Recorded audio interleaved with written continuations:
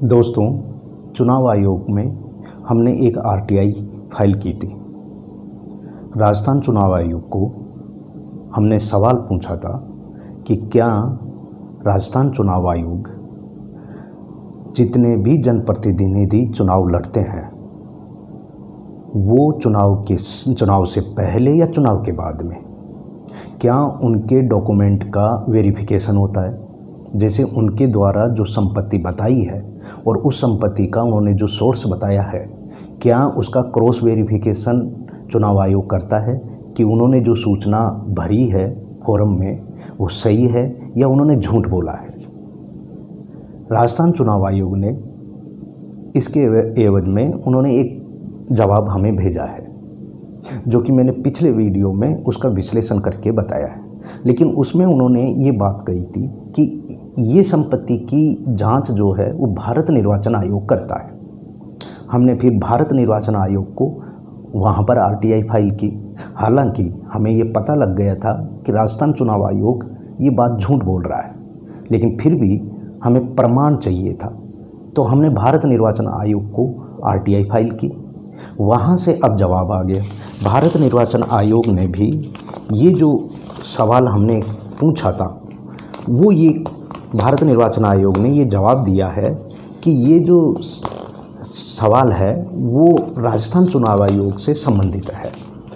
तो उन्होंने इस आरटीआई को राजस्थान चुनाव आयोग को उन्होंने रेफर कर दिया है। अब यहाँ पर दो प्रश्न उठते हैं। एक ये कि राजस्थान चुनाव आयोग अगर उनकी संपत्ति की जांच नहीं करता है तो स्पष्ट उनको बोलना चाहिए था कि ऐसी कोई प्रक्रिया अपनाई नहीं जाती है।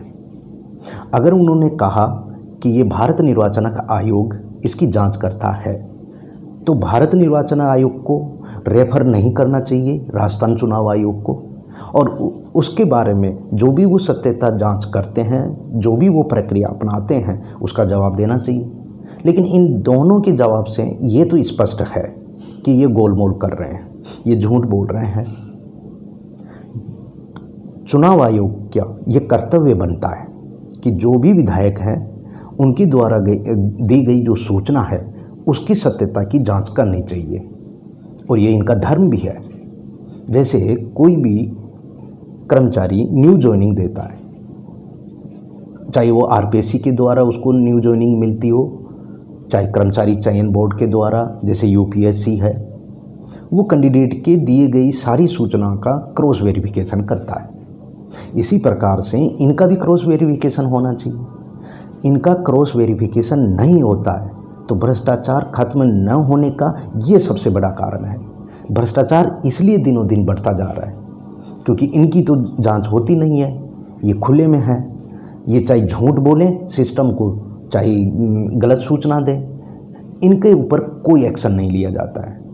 हम चाहते हैं कि इनकी संपत्ति की भी जांच होनी चाहिए, पूरा एक प्रोसेस होना चाहिए, एक प्रक्रिया होनी चाहिए।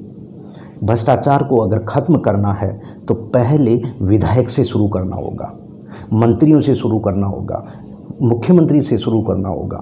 इनको अपनी संपत्ति का जो सोर्स है वो पूर्ण ईमानदारी से बताना चाहिए, और ये हर नागरिक का कर्तव्य भी है और हमारा अधिकार भी है कि जनप्रतिनिधि ये पूरी सूचना ईमानदारी से सबके सामने रखे। लेकिन कोई भी इसकी सूचना न तो सामने रख रहा है, न इसकी कोई ईमानदारी से जांच कर रहा है, और इसी के लिए हम आरटीआई फाइल कर रहे हैं। इसलिए अब देखते हैं कि भारत निर्वाचन आयोग ने वापस राजस्थान चुनाव आयोग को हमारे आरटीआई को रिटर्न किया है, उन्होंने रेफ़र किया है उनको, और अब देखते हैं कि राजस्थान चुनाव आयोग इसका क्या जवाब देता है। वो मैं आपको अगले वीडियो में बताऊंगा, लेकिन इसका पूरा विश्लेषण मैं आपको बाद में बताऊंगा कि हम ये प्रोसेस क्यों कर रहे हैं और इसका भ्रष्टाचार से क्या संबंध है। हमारी ये जो मुहिम है, इस मुहिम में हम चाहते हैं कि ये सत्य हर व्यक्ति तक पहुँचे और आप सब इस सत्य के साथ सम्मिलित हों, ताकि ये जो मुहिम है, ये अभियान है, वो इसको और मजबूती मिले। इसलिए आप ज़्यादा से ज़्यादा शेयर करें और इसका समर्थन करें। धन्यवाद।